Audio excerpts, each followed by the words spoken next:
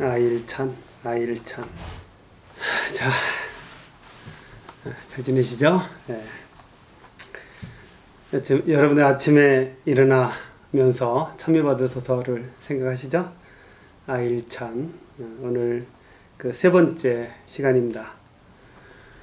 교황님께서 발표하신 찬미받으소서 5주년을 맞이해서 찬미받으소서 주간에 이 책 소개를 해드리고 있습니다. 이 꽃은요, 여기 시애틀 꽃입니다. 시애틀, 워싱턴, 로드렌드론, 뭐 이름이 그렇다 그래. 그 철쭉꽃과라고 합니다.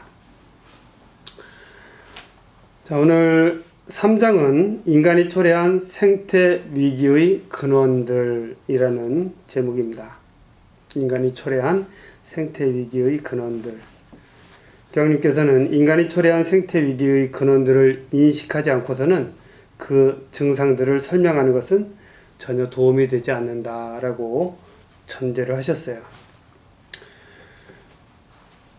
첫 번째로서 기술, 창의력과 힘에 대해서 말씀하십니다. 인류는 기술력 때문에 갈림길에 마주하게 된 새로운 시대에 접어들었습니다. 과학과 기술은 하느님께서 주신 인간 창의력의 놀라운 산물이죠. 그렇지만 그 기술력 때문에 인간은 또 고민하게 되는 부분이 있는 것입니다. 중심이 자연과 하느님에게서 인간 중심으로 넘어가게 된다는 것이죠. 그래서 생태 위기가 시작이 된다는 것입니다. 103항에서 기술과학이 방향을 제대로 잡는다면 유용한 가전제품, 대형 운송수단, 교량 건물 이르기까지 인간 삶의 질을 증진하는 데 매우 소중한 수단을 생산하기만 하지는 않을 것이다 라고 말씀하셔요. 그러니까 이 과학기술의 방향을 잡는 것은 인간 삶의 질을 증진하는 데 매우 소중한 수단이지만 그것을 생산하기만 하지는 않을 것이다 라고 말씀하십니다.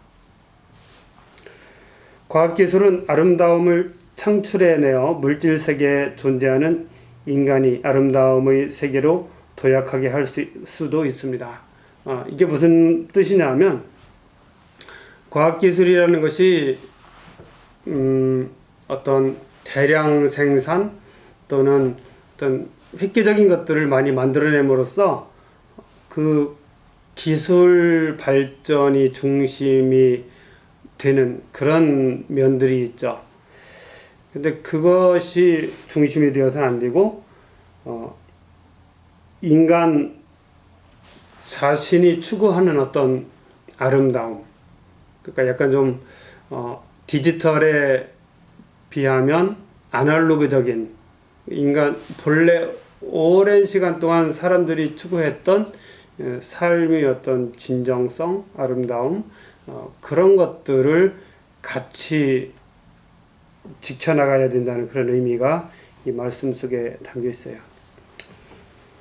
기술 능력은 힘을 갖게 하고 인류 전체와 온 세상을 강력하게 지배할 수 있게 하여 왔습니다 라고 말씀하시는데, 기술은 어떤 힘을 갖게 한다는 것이죠. 기술 능력이 커짐으로 인해서 사람들은 거기에서 경제적인 발전도 가져오고 뭐 편리함도 가져오긴 했지만, 그러나 거기에서 힘을 가지게 됐다는 것입니다. 그리고 그 힘은 자연에게도 미치는 것이죠. 우리가 자연 안에서 이루어지는 많은 일들, 개발한다든가 이럴 때도 보면 정말 놀라운 힘들, 큰 힘들이 거기에 투여가 되죠. 그리고 그것은 인류 전체와 온 세상을 강력하게 지배할 수 있게 되어 왔다는 것입니다. 힘이라는 것이 기술의 발전은 힘을 갖게 했고, 그리고 그 힘은 또 세상을 지배하는 지배 권력이 되었다는 그런 말씀하셔요. 소수의 사람들이 이 힘을 차지하는 것은 매우 위험하다고 교황님은 말씀하십니다.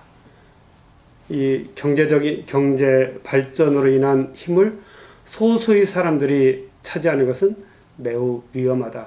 그러니까 교황님은 항상 가난한 사람들, 그리고 모든 인류를 다 생각하시는 그런 분이십니다. 현대인들은 힘을 올바로 사용하는 교육을 받지 못한 것이 사실입니다. 엄청난 기술 발전에 인간의 책임과 가치관과 양심의 발전이 함께하지 못하였다고 말씀하셔요. 기술은 엄청나게 발전했지만, 그리고 많은 재화가 만들어지고 힘이 생겼지만, 그것을 올바로 통제할 수 있는 그런 책임과 가치관과 양심은 같이 발전하지 않았다. 인간은 완전한 존재가 아니죠. 인간의 자유는 무의식, 즉각적인 욕구, 이기주의, 잔인한 폭력의 맹목적인 힘 앞에 무너질 때 병들게 됩니다 라고 말씀하시는데, 이거는 많이 가진 사람들의 모습에서 우리가 종종 보게 되는 것이죠. 정말 많이 가진 사람들일수록 더 도덕적이고 더 합리적이라면 아마 우리 세상은 지금과는 더 많이 달라졌을 것이라는 생각이 드는데, 교황님도 그런 생각을 하고 계십니다. 두 번째로 기술 관료적 패러다임의 세계화라는 대목이 나옵니다. 참 어려운 말이에요. 기술 관료적 패러다임의 세계화. 패러다임이라는 것은 한 세대 사람들의 견해나 사고를 지배하고 있는 이론적 틀이나 개념의 집합체다, 이렇게 말씀하셔요. 한 시대 사람들의 견해나 사고를 지배하고 있는 이론적 틀이나 개념의 집합체. 우리가 어떤 패러다임을 바꾼다, 이런 말들을 많이 하죠. 그때 이제 이 패러다임은 지금 시대의 사람들이 가지고 있는 이런 모든 것들을 패러다임이라고 하고, 그것을 이제 바꾸는 것은 어떤 틀이나 개념을 전혀 다른 것으로 바꾸는 쉽지 않은 일입니다. 특히 여기서 저는 기술 관료라는 말이 굉장히 어렵게 느껴졌어요. 왜냐하면 적어도 강론 때는 쓰지 않는 말이거든요. 자, 106항에서 근본적인 문제는 좀 더 심각한 다른 것, 곧 인류가 기술과 그 발전을 획일적이고 1차원적인 패러다임으로 받아들이는 방식에 있습니다. 이러한 패러다임에서는 논리적, 이성적 절차에 따라 외부 대상을 점진적으로 파악하여 지배하는 주체라는 개념이 나타납니다. 그래서 여기서 그 주체는 항상 개체가 있는 것이죠. 그래서 제가 아까 말씀드린 기술 관료적 패러다임이라는 것은 기술의 발전으로 인해서 어떤 것들을 지배할 수 있고, 거기서 생긴 파워, 권력으로서 많은 것을, 그러나 꼭 좋은 것만이 아닌 그런 것을 할 수 있다는 생각, 그것이 이제 기술 관료적 패러다임이라고 저는 어느 정도 인식을 했습니다. 자연과의 관계에서 인간은 언제나 자연을 간섭해왔다고 교황님은 말씀하세요. 그렇죠. 인간이 자연에 순응해서 자연 속에 온전히 들어가서 사는 것이 아니고, 자연을 개발이라는 그런 단어로 표현할 수 있는 행동들을 많이 했죠. 항상 자연에 간섭을 해왔습니다. 사물 자체의 가능성을 존중하며 더불어 존재함, 그런 시대가 있었어요. 사물을 사물 자체로서, 나무를 나무 자체로서, 돌이나 모든 것들을 마찬가지죠. 그러다가 사물에 대한 모든 것을 뽑아내는 것에 관심을 갖게 됐다는 것입니다.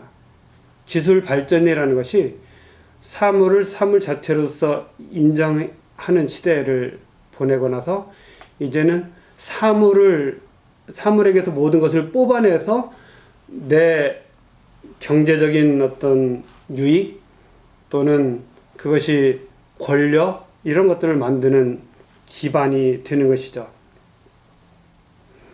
지구의 자원을 무한히 활용할 수 있다는 거짓을 바탕으로 한 것으로 지구를 쥐어짜는데 이르게 됐다라고 교황님 말씀하세요. 지구를 쥐어짜고 있다. 어떻게 하면 더 많은 것을 뽑아낼 수 있을까?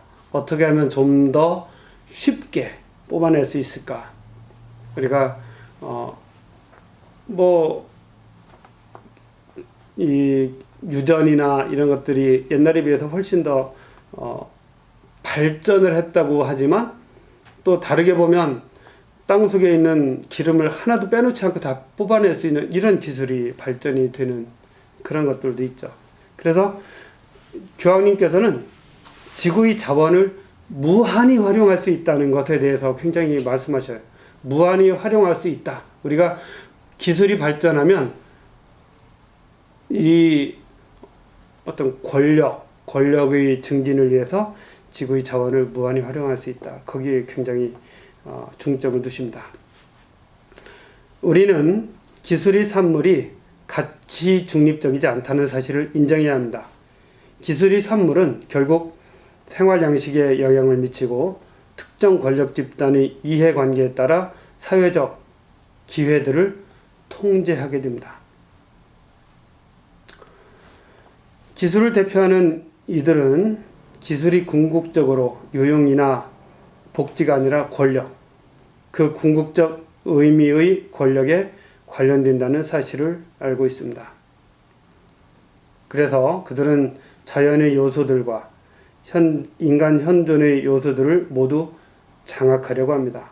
그 결과 개인의 결단력, 온전한 자유, 고유한 창조성을 위한 자리가 줄어들게 됩니다. 그래서 이 말씀은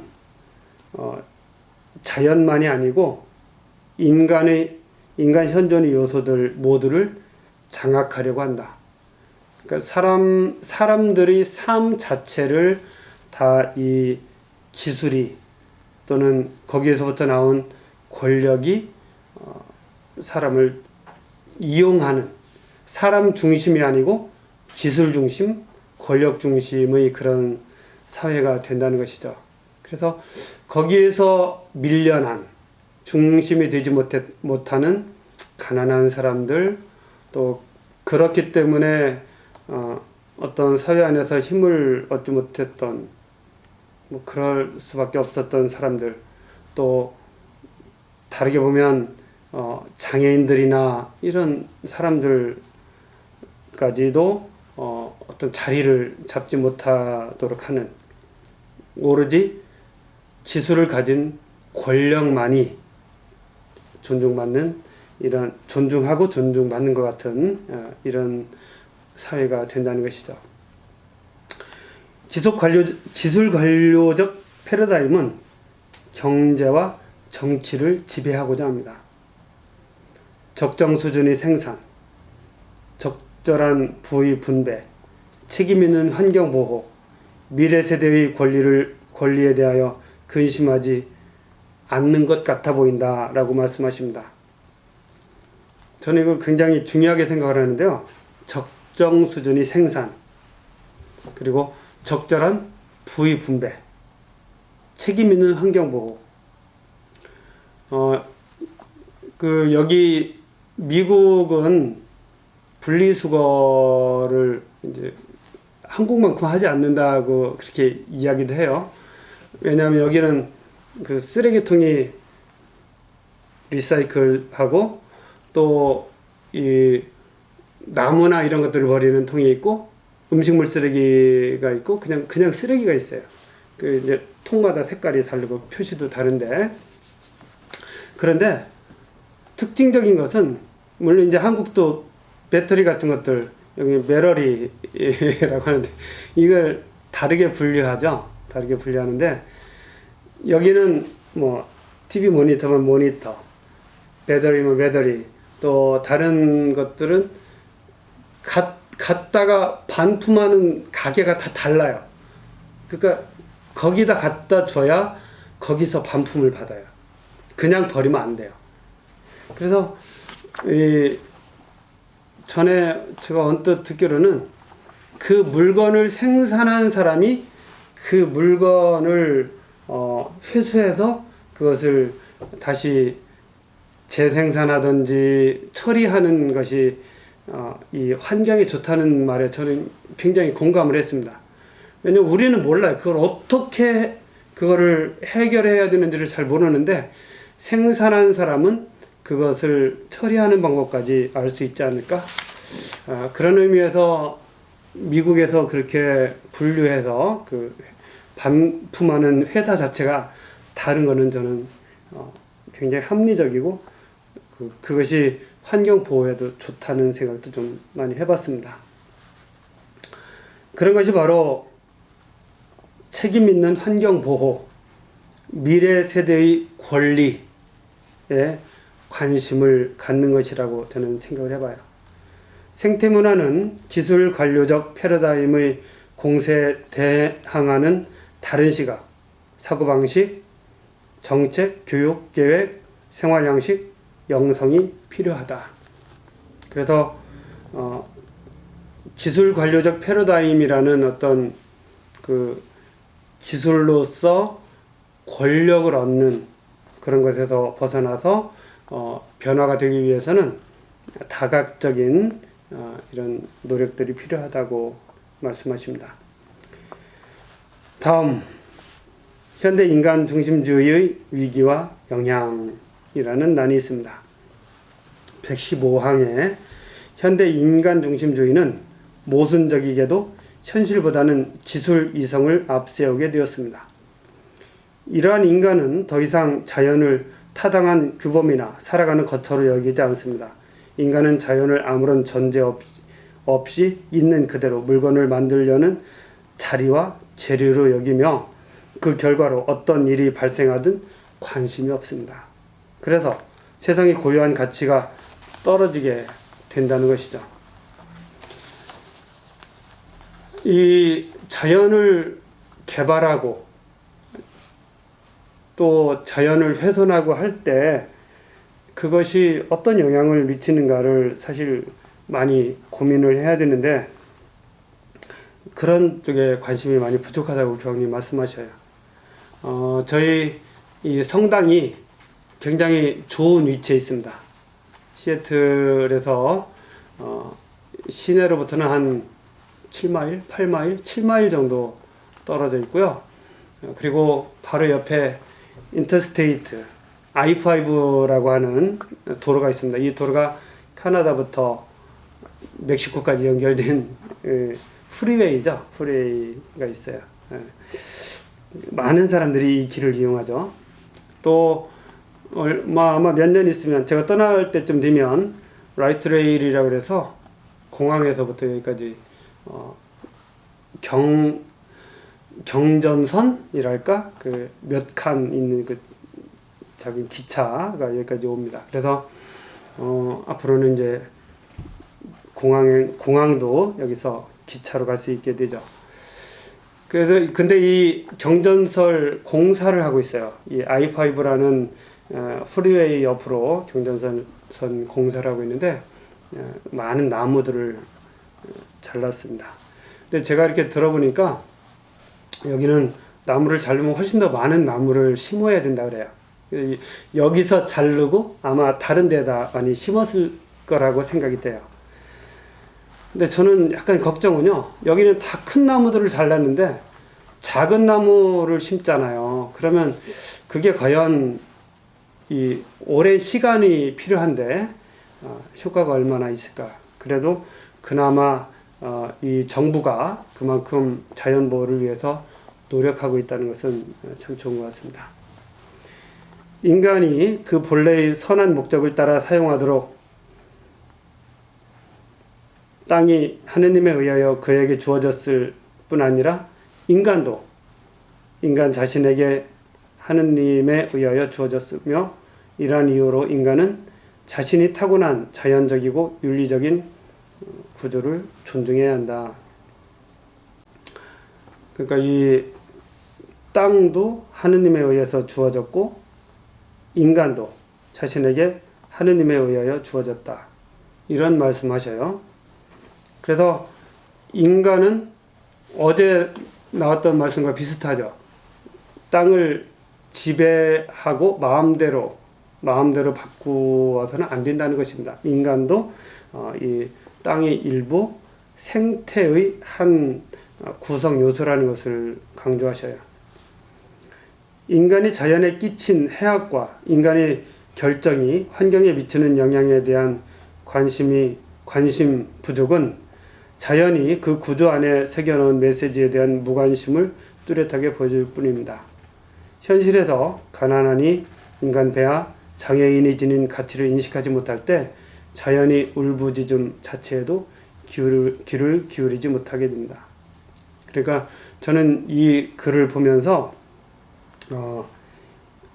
우리는 약자들, 자연에 대해서 이렇게 좀 존중하는 마음을 덜 갖고 인간 배아, 뭐 사람이 좀 해도 되지 않나? 또 가난한 이들, 당연히 그 자리에서 약간 좀 우리보다는 고통스럽게 사는 것이 어쩌면 무슨 이유가 있지 않을까? 뭐 이런 생각들을 하게 되는데, 그렇게 하게 될 때 우리는 자연의 울부짖음에 또 귀를 기울일 수가 없다고 말씀하셔요.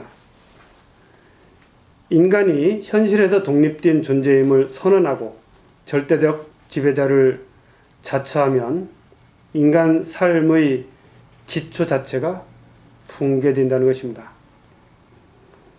그러니까 우리는 제 생각에는 그렇게 내가 어떤 약자들이나 자연이나 이런 것들을 존중하지 않아도 나는 존중받을 수 있다고 생각을 할 수 있는데, 교황님 시선에서는 그런 것들을 존중하지 못하게 되면 결국 나 자신도 스스로 나를 존중할 수 없게 된다는 뭐 그런 말씀하셔요. 그러니까 이